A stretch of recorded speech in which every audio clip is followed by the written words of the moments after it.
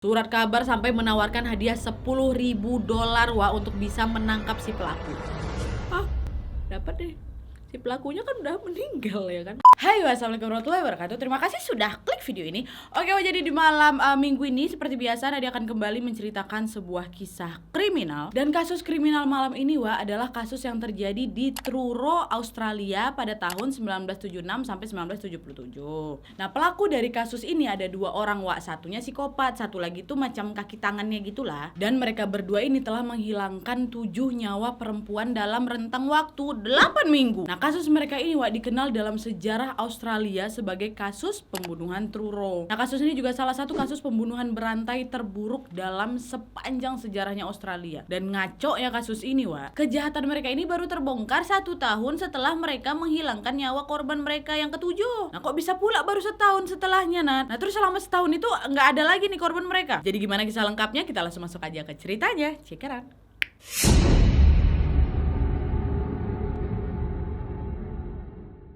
Oke, wah, jadi 2 pelaku yang aku maksud tadi adalah Christopher Robin Worrell dan James William Miller, wah. Nah, si Christopher Robin Worrell ini kita panggil aja Chris lah ya. Dia lahir di Adelaide pada tanggal 17 Januari tahun 1954. Nah, sepanjang hidupnya, wah, dia nggak pernah tahu siapa bapaknya. Sedangkan mamanya ini menikah lagi pada saat dia ini masih berusia 6 tahun. Nah, memasuki masa remaja, wah, dia ini dikabarkan bergabung dengan The Royal Australian Air Force. Dan dikabarkan telah menghabiskan sebagian besar waktu remajanya di Victoria dan Australia Barat. Nah, biar kalian tahu, si Chris ini sudah melakukan tindak kriminal sejak dini loh. Dia sempat mengakui bahwa dia ini sudah menghilangkan nyawa 2 gadis di saat dia ini sedang dalam perjalanan dari Australia Barat ke Australia Selatan. Tapi karena tidak ada bukti yang nyata bahwa kejadian itu telah terjadi, akhirnya pengakuan dia ini pun kemudian tidak bisa ditindaklanjuti oleh pihak kepolisian. Dan setelah selesai dia ini mengabdi di Air Force tadi itu, si Chris ini pun pindahlah kembali ke Adelaide tadi dan tinggal bersama saudara laki-lakinya yang bernama Danny untuk beberapa waktu. Nah, dia ini dikenal oleh saudaranya sebagai orang yang karismatik sebenarnya dan juga sosiopat. Nah, sewaktu si Chris ini tinggal bersama si Danny,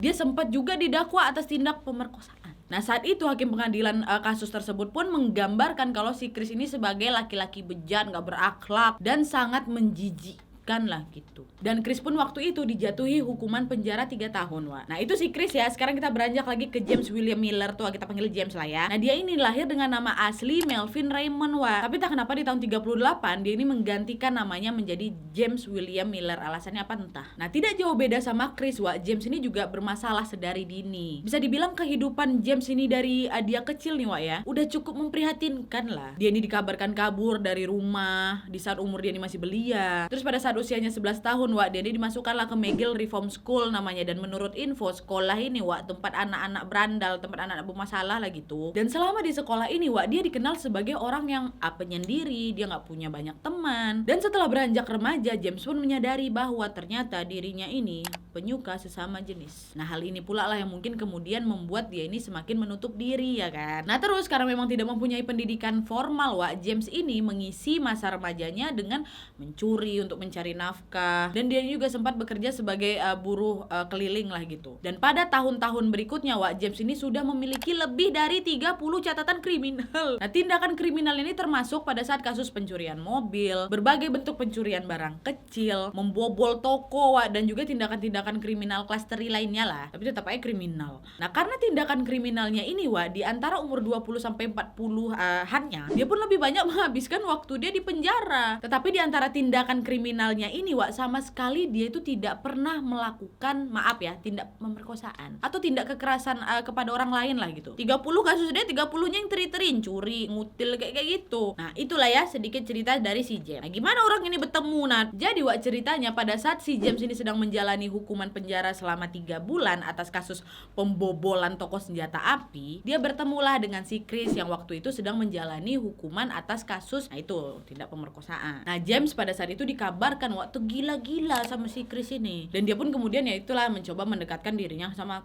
Chris. Karena kan memang dari dulu dia punya kelainan seksual kan, suka sesama jenis. Nah, James yang mungkin pinter karena modusnya, wah, dia dapat pula pula ngambil hati si Chris ini. Mereka pun berdua menjadi teman waktu itu kan, bahkan sempat melakukan hubungan badan gitu. Dan setelah si James ini menjalani 3 bulan masa hukumannya, ya James duluan nih dibebaskan ya kan. Tapi nggak perlu waktu lama Wak, sampai akhirnya dia ini kembali lagi mendekam di dalam penjara dan menjalani hukuman selama 18 bulan lagi atas kasus mencoba menjual 400 buah kacamata hitam curian ke beberapa hotel lah di daerah tempat tinggal dia tuh. Nah, bersama lagi lah si James sama si Chris ini ya kan. Nah, singkat cerita Wak, sampai pada akhirnya setelah 9 bulan si James ini dibebaskan, si Chris ini pun diberikan pembebasan bersyarat oleh pengadilan setempat. Nah, di saat inilah baru mereka berdua pun akhirnya bertemu di luar penjara dan menjadi tidak terpisahkan. Mereka tinggal tuh Wak, di beberapa tempat yang berbeda. Mereka selalu sharing akomodasi yang sama dan bahkan Wak, sesekali juga pernah mereka ini tidur berdua di dalam mobil. So sweet ya. Nah, di saat ini Wak, mereka juga tetap ya itu mohon maaf ya melanjutkan hubungan badannya. Tapi akhirnya Wak, pada satu titik hubungan badan mereka ini pun dihentikan karena si Chris lebih memilih berhubungan badan bersama wanita. Dan di saat ini James yang memang udah cinta mati kali sama si Chris ini tetap nggak pergi pula dari si Chris Wak. Mereka malah pada akhirnya ya kayak saudara gitu. Karena kan memang dari awalnya si Chris ini nggak belok ya kan, yang belok kan si James. Mungkin karena modus si James ini ngeri kali lah kan, makanya dia mau sampai berhubungan badan atau menjalin percintaan sesaat itu. Sampai akhirnya Chris sadar, oh enggak, aku nggak bisa lama-lama sama cowok nih, aku lebih suka sama cewek kayak gitu ya. Nah, itulah perjalanan mereka berdua nih sampai akhirnya bertemu. Sekarang kita lihat nih tindakan brutal mereka. Lanjut. Ayam.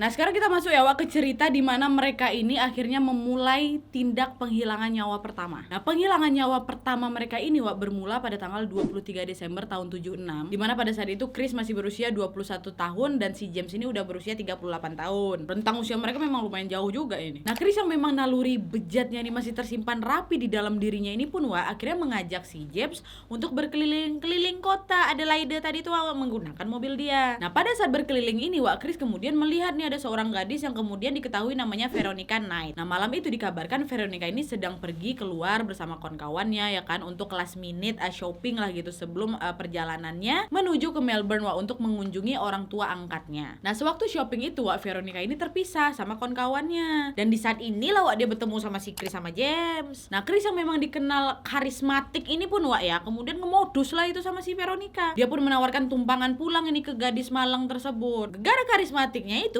Veronica pun menerima tawarannya si Chris. Masuklah itu si Veronica ke dalam mobil Wak. Nah, terus Wak bukan dia mengarah ke kosannya si Veronica, si Chris sama si James ini malah langsung menyetir ke arah Swim Road namanya Wak, dekat dengan Truro. Nah, Veronica yang memang sudah menyadari ada nggak beres ini kan, kok aku dibawa ke sini, mulai panik. Nah, sesampai di Swim Road itu James pun memarkirkan mobilnya dan kemudian pergi keluar meninggalkan si Chris dan Veronica di dalam mobil. Nah, setelah hampir 20 menit dia ini berjalan-jalan kaki di sekitar Swim Road itu, James ini pun balik lagi ke mobilnya. Dan di saat dia kembali, dia menemukan Veronica ternyata sudah meninggoy. Nah, James waktu itu marah lah sama si Chris kan, kok ngapa nih? Apa yang kau lakukan sama si Vero? Kenapa dia meninggoy? Tetapi pada saat itu juga Wak, Chris langsung diambil pisau, diancamnya si James. Gak usah macam-macam kau, mending kau bantu aja, kau nggak tusuk juga kau ini, katanya gitu. Bantu aku buang jasad perempuan nih, kalau enggak kau pula nanti ku tusuk, katanya. Nah, mendengar ancaman ini Wak, James pun mau nggak mau Wak ya udah membantu si Chris untuk membuang jasadnya si Veronica. Padahal lebih tua dia pula yang bucin sama anak kecil dia kan, ini si Chris udah 21 tahun umurnya. Dan akhirnya barulah dari situ mereka membawa jasad Veronica ini ke Truro. Nah, di Truro Wak, mereka membaringkan itu jasad Veronica di atas tanah dekat pohon yang besar. Lalu ditutupinya jasad tersebut dengan menggunakan batang-batang pohon lah gitu. Nah, setelah selesai melakukan hal keji ini, mereka berdua pun kembali lagi ke Adelaide tadi tuh. Nah, terus dalam waktu 24 jam Wak, Dorothy Reed, ibu kos tempat di mana si Veronica tinggal ini ya, langsung hubungin polisi kan, kok ini anak kosan aku belum balik-balik, untuk melaporkan bahwa si Veronica ini telah hilang. Tapi pada saat itu Wak, polisi cuma bilang, mungkin Veronica lagi jalan-jalan sama kawannya, udah gede kok dia bisa juga melarikan diri. Nah, ironisnya pada saat itu Wak, polisi itu tidak betul-betul menyelidiki di mana keberadaannya Veronica. Minusnya di situ polisi waktu saat itu. Dan di saat yang bersamaan juga Wak, James sama Chris ini yang telah kembali ke Adelaide itu kembalilah berkeliling lagi nih di dalam kota tersebut untuk mencari calon korban selanjutnya. Mereka menelusuri jalanan, seringnya jalanan yang berdekatan dengan stasiun bus sama stasiun kereta Wak. Dan setelah lewat dari seminggu mereka berkeliling Wak, tepatnya di tanggal 2 Januari 1977, James waktu itu ngantarin si Chris ini ke mall. Kan James yang bucin kan. Nah, di saat dia kembali untuk menjemput Chris Wak, tiba-tiba si Chris ini udah bawa cewek. Nah, cewek ini diketahui bernama Tania Kenny, Wak. Tania waktu itu baru saja menghabiskan waktu dengan teman-temannya di mall tersebut juga. Dan pada saat itu Tania ini memang berencana, Wak, untuk mencari tumpangan menuju Adelaide juga nih. Nah, di saat mereka berdua ini masuk, Wak, James yang kemudian menyetir mobilnya ke rumah lama kakaknya yang memang lagi kosong itu di Woodville namanya. Karena dia udah tahu nih apa yang akan dilakukan sama si Chris kan. Dan betul aja di saat mereka sudah tiba di rumah tersebut, James tinggal di dalam mobil. Sedangkan si Chris ini dibawa ya Tania, suruh masuk ke dalam rumah. Udah masuk dulu yuk, singgah dulu, aku ada mau ngambil sesuatu, katanya. Nah, di saat di dalam rumah inilah kemudian Chris menyerang Tania. Dia mencoba memperkosanya si Tania. Nah, James yang di dalam mobil, Wak, waktu itu sempat mendengarkan suara teriakan Tania. Dia pun kemudian pergilah ini ke dalam rumah kan. Dan di saat itulah dia melihat bahwa si Chris ini sudah mencekik Tania. Dan setelah si Chris menghilangkan nyawa Tania, Wak, Chris pun kemudian meminta bantuan James lagi dengan cara tadi mengancamnya. Karena awalnya si James ini mikirnya, oh si Chris mau ke dalam mau dirayu-rayunya lah mungkin itu si Tania kan, nggak pikir mau nipu lagi. Sama diancam balik sama si Chris, macam-macam kau ya nih korban selanjutnya, mau kau ya aja si James ini kan. Dan akhirnya malam itu juga lah dibawa lah itu jasadnya ke Truro lagi. Dan kemudian jasadnya Tania ini ditutupi lagi pakai batang-batang pohon. Dan lagi-lagi tindakan keji mereka ini tidak terdeteksi akhirnya. Nah, setelah hampir 3 minggu dari kasus Tania, Wak, James sama Chris kembali melakukan aksi kejam mereka. Dan kali ini korbannya adalah seorang gadis bernama Juliet, Wak. Tepatnya di tanggal 21 Januari 1977 jam 8 malam. Juliet yang pada saat itu berusia 16 tahun sedang menunggu di halte bus King William Street namanya. Setelah dia ini menyelesaikan pekerjaan paruh waktunya di kota, Wak. Nah, di saat inilah, Wak, dia disamperin sama Chris dan James. Modusnya selalu sama, si Chris ini menawarkan si Juliet tumpangan pulang dengan karismanya, dengan modus-modusnya ya kan. Dan sayangnya lagi-lagi korban ini pun atau si Juliet ini menerima tawaran tersebut. Nah, James juga lagi nih yang kembali nyetir mobilnya ke area terpencil di Port Workfield namanya. Dan di saat mereka sampai, Wak, James kemudian keluar lagi dari mobil, meninggalkan si Chris sama Juliet di mobil. Dan di saat inilah Chris melakukan aksi bejatnya lagi kepada si Juliet di tempat duduk belakang. Chris menyerang si Juliet dengan mencoba mencekik lagi dan kemudian menyetubuhinya. Nah, di saat itu, Wak, Juliet ini sempat melakukan perlawanan loh. Sempat juga dia ini berhasil keluar mobil padahal. Tapi sayangnya dia ditarik balik sama si Chris. Dan Juliet pun akhirnya terjatuh di sebelah mobil. Dan di saat inilah Chris baru cekek si Juliet. Nah, James yang baru kembali ke mobil tuh, dia pun menemukan Juliet sudah tidak bernyawa. Lagi-lagi, Wak, Chris coba lagi ditodong, diancamnya lagi si James kan. Macam-macam kau selanjutnya ini. Mending bantu aku lagi ya, tolong. Emang udah menurut si James aja dia. Nah, betul, akhirnya mereka pun pergi ke Truro lagi untuk membuang jasadnya Juliet, Wak. Dan sesampainya mereka di Truro, sama juga tubuh si Juliet dibentangkan, ditutup pakai batang-batang pohon. Nah, ayahnya si Juliet, Wak, keesokan paginya pada saat dia bangun pagi sempat marah tuh, mana si Juliet ini, kok anak gadis aku belum balik, mana nggak ngabarin lagi ya kan. Marah dia tua pagi itu. Tapi akhirnya sampai siang hari kok ya belum balik-balik juga ini, kok nggak ada kabar nih aku, mana anak aku nih. Jam berlalu makin panik juga, Wak, bapaknya kan. Akhirnya dia bapak ini pun kemudian menelpon lah kawan-kawan Juliet untuk bisa menanyakan, kalian ada tengok anak aku nggak, Juliet di mana ini, Juliet hilang lalalala. Tapi pastinya tidak ada teman Juliet yang melihat dan mengetahui tentang keberadaan Juliet, Wak. Akhirnya bapak ini pun langsung lah menghubungi polisi ya kan. Nah, lagi-lagi polisi pada saat itu ya dia terima laporannya. Tapi mereka sama juga kayak kasus Veronica sama Tania itu, Wak. Mereka lagi-lagi bilang kalau mungkin aja Juliet kan udah gede, Pak, mungkin lagi sama kawan-kawannya, atau mungkin dia juga sudah melarikan diri, Pak, anak remaja lah pula ya kan, kadang sering kali juga bandel, Pak. Gitulah pokok intinya. Lagi-lagi bebas aja nih si Chris sama James, Wak. Nah, dah lah tuh ya. Sampai akhirnya 2 minggu setelah laporan hilangnya Juliet yang diterima di kantor polisi, Wak, tepatnya di tanggal 6 Februari 1977, si Chris sama si James ini pun menemukan calon korban mereka selanjutnya. Lagi-lagi seorang gadis yang bernama Sylvia, berusia 16 tahun juga. Dan pada saat itu Sylvia ini lagi nunggu juga di stasiun kereta, Wak, di Adelaide Railway Station. Datanglah si Chris ini ngemodusin, nyamperin dia kan, terus dimasukkannya di dalam dalam mobil untuk diberikan tumpangan pulang kepada Sylvia. Pada saat itu Sylvia juga tawaran si Chris ini. Lagi-lagi, Wak, karena karismatiknya dia itu. Sama si James yang nyetir mobil dibawa ke tempat namanya Wingfield lagi. Udah nyampe di sana, si Chris suruh James tolong keluar sebentar dari mobil, sayang. Dan di saat inilah lagi-lagi Chris mengulang atau membuat tindakan kejinya lagi. Ujungnya apa? Dicekek juga, menggoy. Nanti sama James balik, dia tengok korbannya udah tidak bernyawa juga. Nanti balik lagi James bantu nolongin si Chris ini buang jasadnya itu. Sama juga di Truro, ditutup juga sama batang pohon sampai apa loh. Dan kemudian wah, belum sampai 24 jam mereka melakukan hal ini kepada Sylvia, mereka kembali langsung mendapatkan korban baru. Tepatnya di tanggal 7 Februari 1977 wah, si Chris ini bilang ke James, "James, tolong temui aku di kantor pos ya," katanya kayak gitu, jam 7 malam katanya. Nah, James iyalah katanya, "Oke, siap sayang." Datanglah si James ini ke kantor pos itu kan. Dia tengok lagi, aduh korban berikutnya ini. Dia nengok si Chris sama cewek bernama Vicky waktu itu. Nah, Vicky ini adalah seorang wanita yang berusia 26 tahun yang pada saat itu sedang berada pada masa sulit hidupnya karena dia ini baru saja mengakhiri pernikahannya yang tidak bahagia dengan suaminya. Dan pada saat itu ya masuklah modusnya si Chris. Dia meyakinkan si Vicky kan untuk, "Ayolah,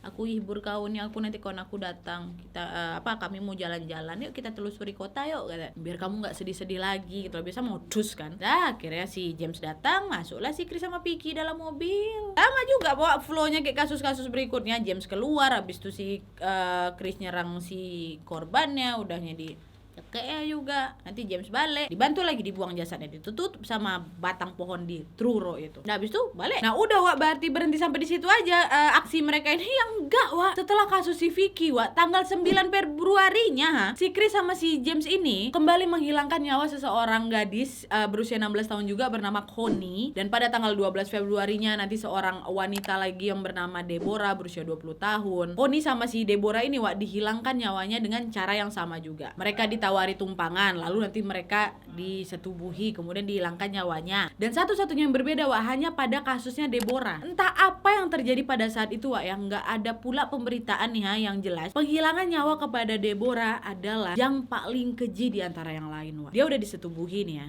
terus diikat tangannya, disumpel mulutnya, dan lalu wak dikubur hidup-hidup di Truro. Gak dicekeknya itu, cuma Deborah aja lah yang berbeda istilahnya. Dikubur hidup-hidup wak, belum meninggoy dia lagi. Dikubur hidup-hidup sama si Chris, dibantu James. Nah, sampai akhirnya wak, seminggu setelah kasus Deborah, tepatnya di tanggal 19 Februari tahun 1977, Chris sama si James ini pergilah ke rumah kawannya. Nah, kawan mereka ini adalah teman mereka juga sewaktu mereka di penjara yang sama. Nah, di saat mereka datang ke rumah temannya ini wak, ternyata kawannya ini lagi nggak ada di rumah. Yang ada malah mantan pacar kawannya ini, namanya Deborah juga, Deborah Skus. Ya, akhirnya mereka pun kenal lah sama si Deborah ini kan. Deborah Skus ya, bukan Deborah yang korban, ada dua Deborah memang. Dan si Chris sama si James ini sebenarnya juga kenal sama si Deborah ini wak, karena memang sempat beberapa kali di saat mereka masih di dalam penjara, Deborah ini kan lagi ngunjungin mantan pacarnya, which is kawan dia ini kan. "Oh, sempat aku tengok muka kau, oh ada di sini kau," kayak gitu. Nah, di saat mereka sedang berbincang-bincang dengan Deborah, mereka ini pun menawarkan lah untuk, "Yuk pergi berlibur yuk, tak kapan lah weekend kita yuk ke gunung yuk," kata gitu aja lah cowokmu juga gitu. Nah, Deborah yang pada saat itu mungkin memang lagi bosan wak, dia pun menerimalah tawaran mereka. Chris dan James yang awalnya ingin menemui kawan mereka malah pergi sama mantan pacar kawan mereka nih. Pergi mereka berangkat ke gunung kan bertiga. Bulan pergi mereka wak. Nah, di saat mereka di gunung itu, tiba-tiba entah kenapa si Chris ini jadi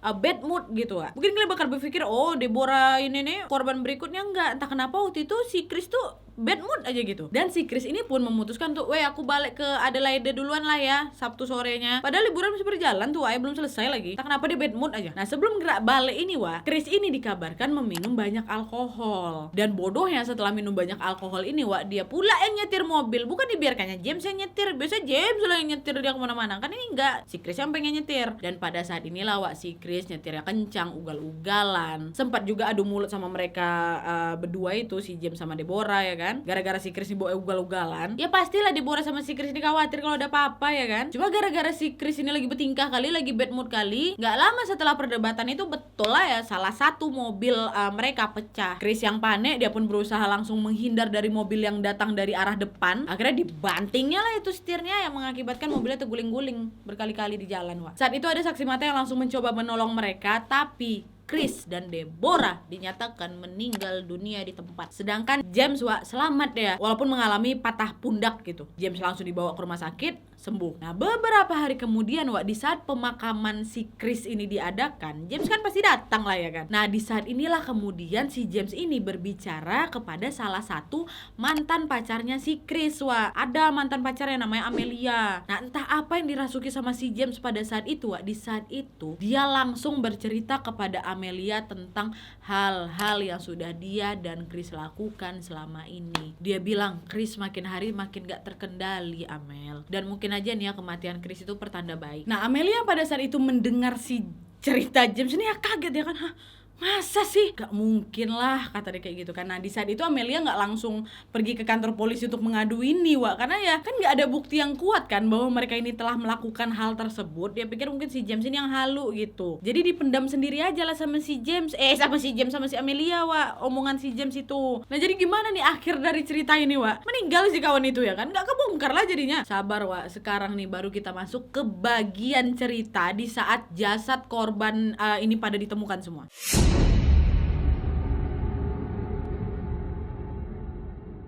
Nah jadi Wak, 14 bulan setelah si Chris ini terbunuh dalam kecelakaan mobilnya, jasad Veronica yang pertama kali ditemukan. Korban pertama tuh Wak, tepatnya di tanggal 25 April tahun 1978. Dimana pada saat itu pasangan yang bernama Bill dan Valda, mereka lagi jalan-jalan Wak di daerah Truro. Nah di saat itu tiba-tiba mereka menemukan sebuah tulang. Tapi pada saat itu mereka pikir oh mungkin tulang kaki sapi mungkin. Mereka nggak jadi ngambil pusing gitu Wak. Dah lah tuh mereka balik lagi nih ke rumah ya kan. Setelah jalan-jalan itu mereka memang lagi jalan kan. Dan selama di rumah si Valda ini kepikiran terus Wak sama penemuan tulang yang mereka temui tadi. 2 hari dia pikirkan tentang tulang-tulang itu Wak. Nggak hilang-hilang pokoknya pikiran dia. Akhirnya Valda ini pun meminta Bill untuk ayolah yuk kita coba cek lagi yuk sayang, tempat kita temuin tulang-tulang tuh nggak enak kok perasaan aku ya. Betul aja Wak, setelah mereka periksa lebih dekat, mereka barulah menemukan bahwa di dekat tulang itu ada sepatu Wak. Dan di dalam sepatu tersebut ada kulit manusia dan kuku kaki yang dicat. Di sekitaran tulang tersebut pun Wak, ternyata ada pakaian dengan noda darah dan lebih banyak tulang lainnya. Mereka pun terkejut lah kan nengok itu, langsung telepon polisi. Polisi yang kemudian menyelidiki tentang penemuan tulang tersebut Wak, dia pun mengkonfirmasi bahwa tulang tersebut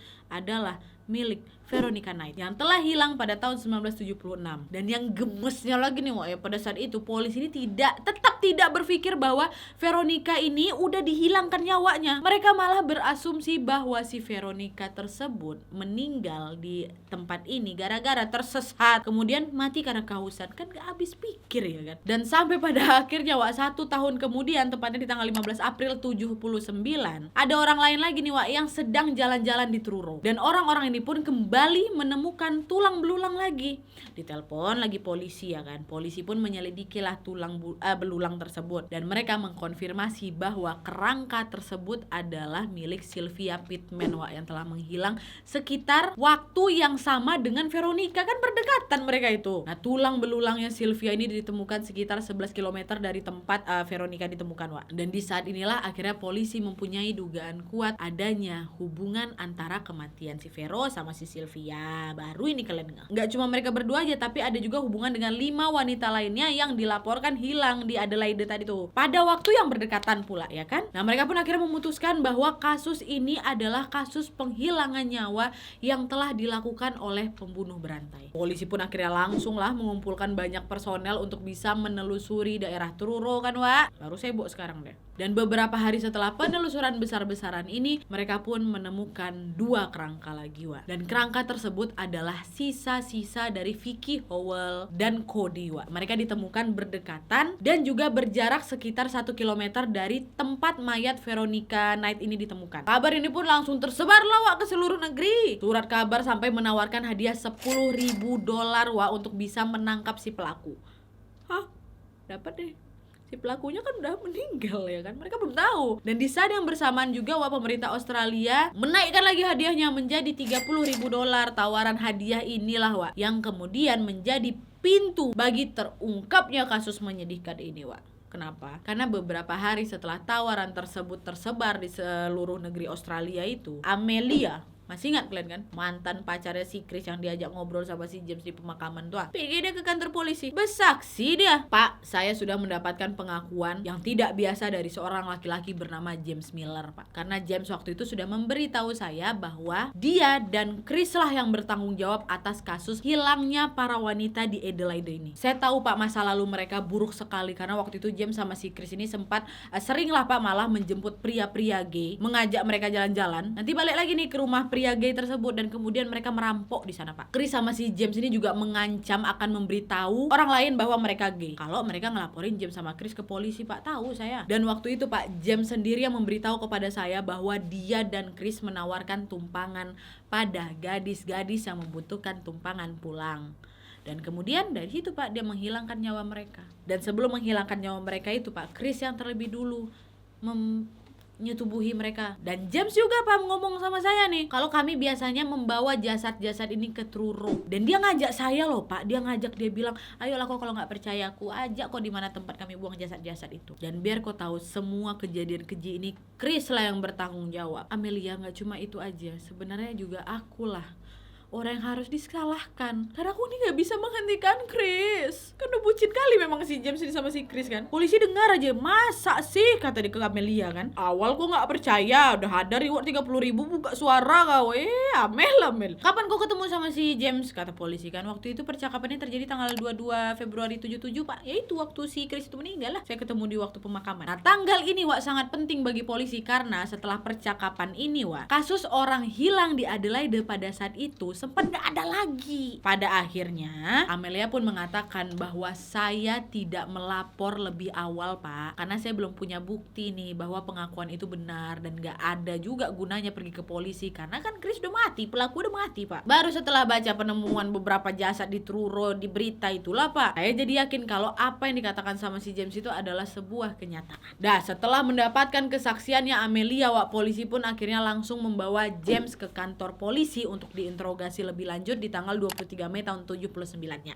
Awalnya dia sempat nggak ngaku loh itu Wak, tetapi akhirnya dia udah nggak bisa ngelak lagi setelah si polisi ini memberitahu dia kalau udah kok diam aja, orang Amelia udah ngomong sama aku semua kesaksian dia kok waktu apa yang kau bicarakan saat pemakamannya si Chris. Dah ya nggak bisa bantah lagi ya, betul? Akhirnya situ iya Pak, betul. Ya benar sih Pak yang dikatakan Amelia, dan Amelia juga sudah melakukan apa yang seharusnya saya lakukan dulu. Nah setelah dia mengatakan ini Wak, James pun memberitahu kepada polisi bahwa ada 3 mayat lagi di Truro, dan James pun memutuskan untuk menunjukkan polisi di mana mayat-mayat itu berada. Pada akhirnya polisi membawa James ke Truro bersama dengan forensik dan patologi. Malam itu James pertama-tama mengarahkan polisi ke posisi di mana 4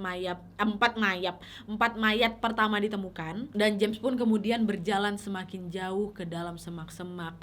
James berhenti di salah satu semak besar dan memberitahu kepada polisi bahwa mereka mungkin menemukan yang lain lagi nih di sekitar sini. Dan setelah diselidiki lebih lanjut Wak, mereka pun menemukan kerangka yang lain yang kemudian diidentifikasi sebagai kerangka Julie, Tania, dan juga Deborah Lam. Bukan Deborah mantannya kan udah meninggal kecelakaan, bukan Deborah korban dia. Dah lengkap. Dan akhirnya pada awal tahun 1980 persidangan James ini pun dimulai Wak. Dan dalam persidangan tersebut James ini pun mengungkapkan cerita yang mengerikan tentang aksi kejamnya bersama Chris. James menjelaskan bahwa dia dan Chris akan menyusuri jalanan di kota Adelaide setiap malam menggunakan mobil milik Chris, terus mencari wanita yang bisa diajak berhubungan badan dengan si Chris. Dan menurut James juga Wak, Chris yang memang karismatik dan tampan ini tidak mengalami kesulitan dalam menjemput gadis-gadis secara teratur untuk seks bebas, dimana James akan rela mengantarkan Chris dan wanita itu ke tempat terpencil, dimana nanti juga Chris akan berhubungan badan dengan si wanita tersebut, sementara James akan menunggu ya tadi di luar mobil. Nanti udah selesai barulah diceritainnya lah pokoknya semuanya. Dan James juga menggambarkan bagaimana penjemputan para gadis ini menjadi semakin menakutkan. Pertama Chris mulai sesekali lah memperkosa para wanita yang menolak ajakannya kan. Kemudian dia mulai menghilangkan nyawa mereka. Pada awalnya James ini tidak menyadari Wak, bahwa tindak penghilangan nyawa akan terjadi. Dan secara hukum James berpendapat bahwa dia tidak pernah terlibat dalam aksi penghilangan nyawa secara langsung Pak. Dia juga tidak secara eksplisit setuju dengan dan mendukung si Chris kan dalam tindakannya. Namun dia tetap mengatakan bahwa saya tetap bersalah. Karena apa ya? Karena dia sudah diam di saat melihat Chris melakukan hal yang seharusnya tidak dia lakukan. Nah James pun akhirnya juga menambahkan bahwa cintanya kepada si Chris inilah yang membuatnya diam tentang aksi penghilangan nyawa itu. Ya Allah James. Dan akhirnya pada tanggal 12 Maret tahun 1980 setelah persidangan 6 minggu Wak, James pun dinyatakan bersalah atas 6 tuduhan penghilangan nyawa. Dia dibebaskan dari kasus Veronica Knight Wak, dengan pertimbangan bahwa James tidak mengetahui bahwa Chris akan menghilangkan nyawanya di korban pertama tuh ya. Dan James ini pun dijatuhi hukuman penjara seumur hidup. Dan pada 21 Oktober tahun 2008 Wak, dalam usia 68 tahun James meninggal karena gagal hati sebagai komplikasi dari hepatitis C dia. Dan dia juga sempat menderita kanker prostat, kanker paru-paru juga. Dan saat itu dia adalah salah satu tahanan terlama di negara bagian tersebut loh. Aduh kasihan juga aku kalau udah bagian sih. Tapi tetap salah lah kau kawan kok kayak gitu kok malah dibelain. Oke Wak, jadi itu tadi kasusnya. Gimana menurut kalian? Kalian boleh tulis pendapat kalian soal kasus ini di kolom komentar di bawah Wak ya. Dan sekali lagi aku pesan, boleh jatuh cinta sayang. Jatuh cinta lah kalian, tapi gak usah bodoh ya. Pertama kali sebelum jauh gunakan apa, kemarin ada bilang insting. Udah kalian rasa itu nggak betul, nggak usah dilanjutkan. Pakai insting Wak, pakai insting. Hati-hati yang jelas. Jangan gampang terpengaruh, nampak cowok ganteng dikit aja dibilang hai, udah kelepek-kelepek gitu kan. Aku yakin lah kalian pasti bisa menyeleksi siapa pasangan kalian. Pintar ya Wak, jangan bucin kali ya. Oke Wak, jadi sekian dulu videonya. Terima kasih banyak yang sudah menonton. Kalau kalian suka video ini, klik like-nya. Jangan lupa komen di bawah untuk ide dan saran-saran untuk video selanjutnya. Jangan lupa nyalain notifikasinya supaya kalian tahu kalau aku upload video baru. And as always, jangan lupa untuk klik tombol subscribe supaya kalian sama-sama tahu informasi menarik dan menegangkan dari channel aku. See you next video Wak, bye.